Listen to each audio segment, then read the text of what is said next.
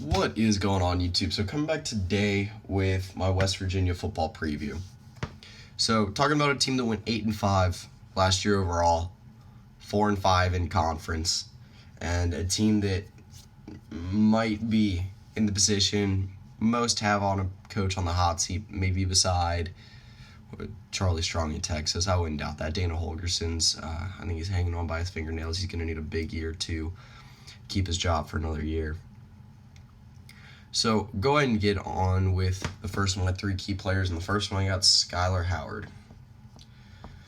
So Howard had a decent year in 2015, not nearly consistent enough for anything for West Virginia to be able to compete in the Big 12. I'm not going to put all of what happened last season on Skylar Howard, not even going to put a lot of it on it, because I feel like the biggest effect to this team last year, or the thing that hurt them the most, was really losing Carl Joseph. It seems like the defense just kind of took a hit. He kind of was the heart and soul of the team in my mind, and losing him for the season really it seemed like it took some of the life out of this West Virginia team last year.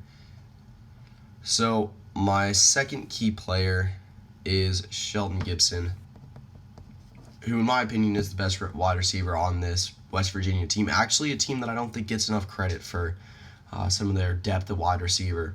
I think Javon Durant could have a breakout type year this year. Da'Keil Shorts, again, another good receiver. But Gibson, in my mind, is the best of all of them. I think he will need to have a big year this year. I think he has the capability of being a 1,000-yard receiver. And again, a lot of it's going to go back to Skylar Howard. If he can be consistent, if he can get Shelton Gibson the ball, on a consistent basis, then I think it could be one of the better quarterback wide receiver combos in the conference this year. So my third key player is Noble Wachukwu. My opinion, the best player along this West Virginia defense. They've got talent at every level. Their defense should be good once again this year. Again, it was good last year. It just, like I said, kind of got some of the life taken out by losing Carl Joseph. Again, I mentioned this. I think it's just one of the bigger things in my mind. I feel like having a leader at every level of your defense, having someone that can guide the secondary linebackers and defensive line to be successful is extremely important.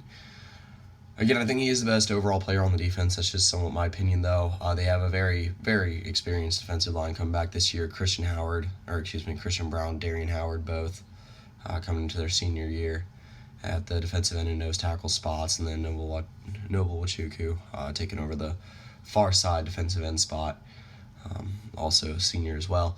So, talk about the linebacker level. Led by Sean Walters, Xavier Preston. Again, I think it will be a very, very good group of linebackers this year. Something that just wasn't the highlight of the defense in 2015. Now, I think the best part of their defense could be their secondary led by Jeremy Tyler, one of the better safeties in the conference. So, my X factors, first of the two, is a consistent passing game. I mentioned this earlier. Skylar Howard put up a decent season statistically last year, but I think he's going to have to be better this year, just more consistent as a whole. You really saw West Virginia's offense exposed last year against OU in what I believe was their first loss of the season. It will be Howard's job for the taking this year. It seems like they've had pretty much a group of inconsistent quarterbacks. I wouldn't say inconsistent, just a group of quarterbacks that are good but not great. Really, in the last couple of years, you go back to Clint Trick, it's pretty much the same thing. He had to retire because of concussions, though. Again, I like the group of wide receivers they have this year. I think they got a really good group of them. Again, a lot of it's going to fall on the shoulders of Skylar Howard. So, my second key factor is for them to pull off at least one upset against the Big Four and the Big 12. I still believe that even with all the stuff that's gone down at Baylor, TCU, Oklahoma State, and OU are the four best teams in the conference. They're still the four teams to beat.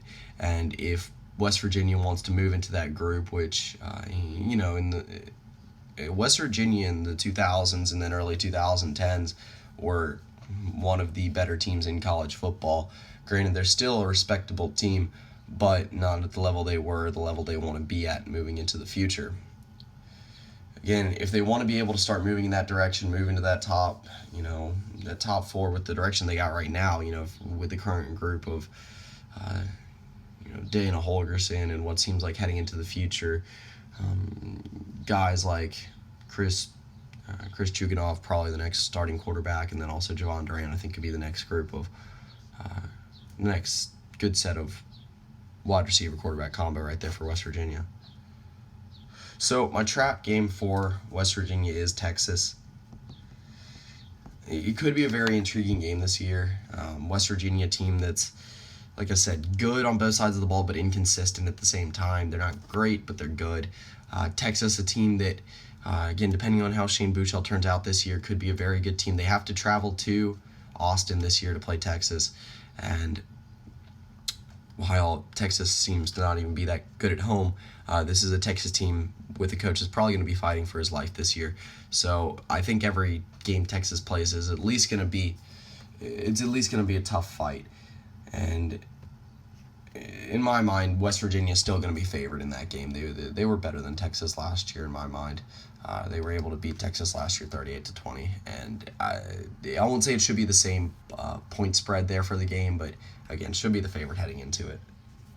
So my biggest game for West Virginia is Baylor, a game that they did win 2 years ago and just couldn't keep up in Waco last year. One of the bigger upsets of the season 2 years ago.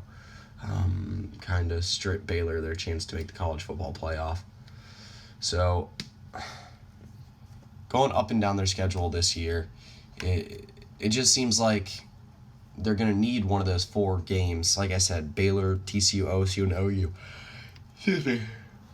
To be able to pull off an upset. And, they get Baylor at home the last game of the year, and they really have a legit chance to, win like 4 of their 5 final games. OU's going to be a tough one, but Iowa State, Baylor, Texas, and Kansas. Iowa State, Texas, and Kansas, in my opinion, 3 worst teams in the conference right now. And then getting to pull off an upset against Baylor, that's a very solid way to finish off the year. Excuse me. So, get into my record prediction for West Virginia.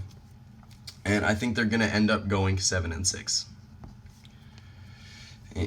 In my mind, it's going to be another inconsistent season for West Virginia. I think this will be Dana Holgerson's last year here. They do have a set of pretty intriguing out-of-conference games against Mizzou and BYU that should both be good games. Granted, I think they're going to split those games. I think they're going to take 1 win, 1 loss out of those. They do kind of get a home game for BYU. It's probably closer to them. Well, obviously closer to them than it is to BYU. They're playing in Landover, Maryland. But going up and down the schedule, I think they'll get a win. I think they'll start out 2-0 against Mizzou, Youngstown State. I think they're going to lose their first game of the season to BYU, and then I think they're going to be able to notch 1 win against either Kansas State or Texas Tech, which will bring them to a 3-2 record. TCU, I don't think they'll be able to pull out, or OSU, so that'll put them in 3-4. Kansas, I think they'll be able to win handily. Texas, I think they'll be able to pull that one out too, so that puts them back at 5-4. OU, I think we'll put them back at 5-5. Iowa State, I think they'll get their 6th win of the year, make them bowl eligible, lose to Baylor, and then be able to get a bowl victory after that. Again, very up and down year I see for West Virginia this year. West Virginia could always be considered a sleeper in the Big 12. They do have the ability to take that next step because Dana Holgerson is such a great offensive coach. But at the same time, it just feels like they'll be too inconsistent to pull anything real this year. So that's pretty much it. So yeah.